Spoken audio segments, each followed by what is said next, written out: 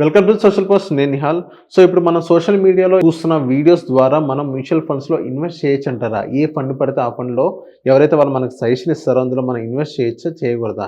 దీని గురించి మాట్లాడడానికి వెళ్తే చక్రధర్ గారు ఉన్నారు. సార్తో మనం మాట్లాడదాం. Hello sir, welcome to social post. Thanks అండి. సార్, ఇప్పుడు మనం సోషల్ మీడియాలో మనం చూస్తాం, ఇన్స్టా కానీ ఆ రీల్స్లో మనం చూస్తాం. ఈ మ్యూచువల్ ఫండ్స్లో మీరు స్మాల్ క్యాప్లో ఇందులో మీరు పెడితే మీకు మంచి రిటర్న్స్ వస్తాయి, మిడ్ క్యాప్ ఇందులో మీకు పెడితే మంచి రిటర్న్స్ వస్తాయని వీడియోస్ చెప్తూ ఉంటారు. వాళ్ళని నమ్మి మనం బ్లైండ్గా ఇన్వెస్ట్ చేయొచ్చని అంటారా? వాళ్ళనే కదండి. యాక్చువల్గా అంటే నేను మీకు క్లారిటీ ఇస్తాను. ఏదైతే సోషల్ మీడియా ద్వారా మనం కనుక అడ్వైసెస్ తీసుకొని కనుక ఇన్వెస్ట్మెంట్ చేస్తే కొంతమంది ఇన్ఫ్లుయెన్స్ ఎలా ఉంటారంటే వాళ్ళకున్న మిలియన్ సబ్స్క్రైబర్స్ బట్టి చాలా ఫండ్ హౌసెస్ కూడా టైప్ అవుతాయి.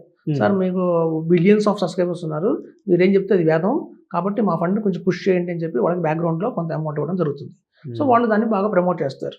సో అలా చేయడం కూడా, అలా తీసుకున్న ఫండ్ లక్కీగా మంచి ఫండ్ అయితే పర్వాలేదండి. అది కనుక రాంగ్ ఫండ్ అయితే మాత్రం మన లాస్ అయితే అవకాశం అయితే ఉంది.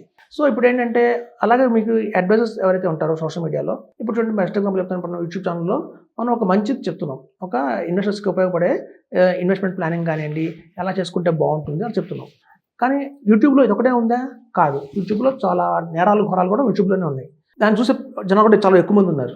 రేపొద్దున బై ఛాన్స్ ఏదన్నా గవర్నమెంట్ ఈ యూట్యూబ్ వల్ల ఇలా స్ప్రెడ్ అవుతుంది వల్ల లా అండ్ ఆర్డర్ దెబ్బతింటుంది, అసలు యూట్యూబ్నే మనం తీసేద్దాం అన్నారు అనుకోండి, ఆ పరిస్థితి ఏంటి?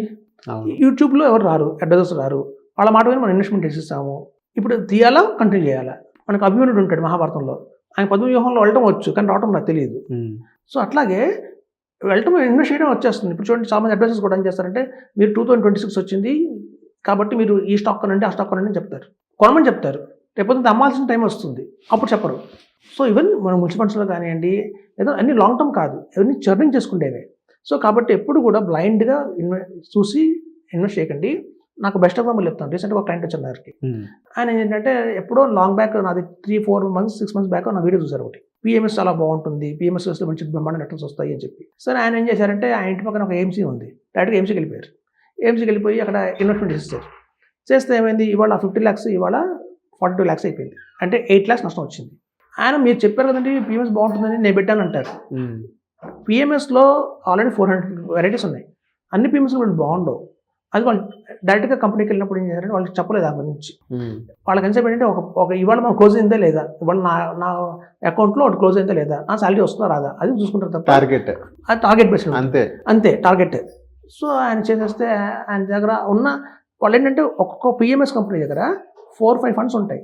అందులో కొన్ని పాపులర్ ఫండ్స్ ఉంటాయి, కొన్ని నాన్ పాపులర్ ఫండ్స్ ఉంటాయి.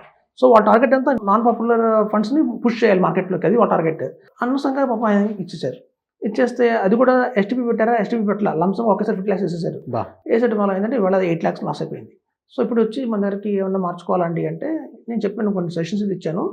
ఒకటండి, పిఎంఎస్లో బై ఛాన్స్ కనుక మిస్టేక్గా కనుక బ్యాంకుల ద్వారా కానివ్వండి, డైరెక్ట్గా ఏఎంసీ కంపెనీల ద్వారా కానివ్వండి, పిఎంఎస్లో కనుక ఇన్వెస్ట్మెంట్ చేస్తే దాన్ని మళ్ళీ మ్యాప్ చేసుకోవచ్చు, మళ్ళీ ఏదైనా డిస్ట్రిబ్యూటర్కి దాన్ని మార్చుకోవచ్చు. అక్కడి నుంచి డిస్ట్రిబ్యూటర్ దాన్ని ఏదో విధంగా సెట్ చేయడమా, అందులో ఏదైనా ఇంకా తీసుకురావాలా మార్పులు, switch in between other funds చేసుకోవచ్చు అనేది మీకు గైడెన్స్ అయితే జరుగుతుంది. సో బై మిస్టేక్ కనుక బ్యాంకుల ద్వారా కనుక కానివ్వండి, లేదా ఏఎంసీ కంపెనీస్ ద్వారా కానివ్వండి కొని ఉంటే కనుక పిఎంఎస్ని, దాన్ని మళ్ళీ డిస్ట్రిబ్యూటర్ కింద మార్చుకుంటే అక్కడి నుంచి అతను హ్యాండిల్ చేయడం అనేది జరుగుతుంది. సో అలా ఆప్షన్ ఉంది సార్. ఇక్కడ కొంతమంది సోషల్ మీడియాలో ఇప్పుడు మనం చెప్పుకున్నాం కదా సార్, ఇన్ఫ్లుయెన్సర్స్. సో వాళ్ళు బ్యాక్గ్రౌండ్లో వేరే వాళ్ళతో టైఅప్ అయ్యి ఇలా చేస్తున్నారు. సో ఎంతో కొంతమంది వాళ్ళ మినిమం కూడా నాలెడ్జ్ లేదంటారా సార్? ఇప్పుడు వాళ్ళ యూట్యూబ్ వీడియోస్ చూసుకున్నట్లయితే మొత్తం బిజినెస్ రిలేటెడ్ వీడియోస్ వస్తాయి. సో కొత్తగా ఇది మ్యూచువల్ ఫండ్ మనోడు చెప్పేది కరెక్టే అని చెప్పేసి కొంతమంది అందులో ఇన్వెస్ట్ చేయడం జరుగుతుంది. సో అలా బ్లైండ్గా ఇన్వెస్ట్ చేయడం మంచిది అంటారా ఎంతో కొంత? ఇది యాక్చువల్గా ఏంటంటే మాకు చిన్నప్పటి యాక్చువల్ 20 years బ్యాక్ నుంచి నేను సఫర్ అవుతున్నామండి. ఇవి ఎలా ఉంటాయంటే, మీరు ఒక పర్టికులర్గా ఒక ఫండ్ తీసుకోండి, దాన్ని ఈటీ మనీకి వెళ్ళండి, 5 star రేటింగ్ ఇస్తుంది. దాన్ని మళ్ళీ వాల్యూ రిసీవ్స్కి వెళ్ళి కొట్టండి, అక్కడ 4 star రేటింగ్ ఉంటుంది.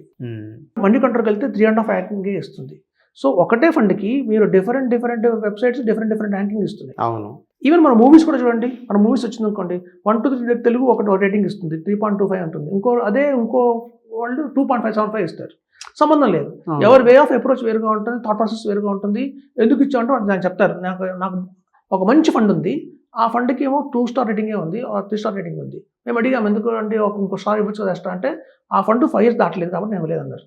అంటే 5 years దాటిన తర్వాత ఇంకో స్టార్ రాదు దానికి. అలానే అది బ్యాడ్ ఫండ్ అంటే అది గుడ్ ఫండే. సో కాబట్టి ఏంటంటే కన్ఫ్యూజన్ చాలా ఉంటుందండి మార్కెట్‌లో. కాబట్టి చాలామంది ఇన్వెస్టర్స్ కూడా సఫర్ అవుతున్నారు. నాకు కూడా ఆ విషయం తెలుసు. కొంతమంది ఇల్లు కొనుక్కోమంటారు. కొంతమంది ఇల్లు కొనొద్దంటారు. వాడిది నమ్మాలా, వీడిది నమ్మాలా అర్థం కాదు. కొంతమంది స్టాక్స్ ట్రేడింగ్ చేయండి అంటారు. కొంతమంది ట్రేడింగ్ చేయొద్దంటారు. వద్దంటారు. వద్దంటారు. సో ఈ కన్ఫ్యూజన్ అయితే చాలా అయితే ఉందండి.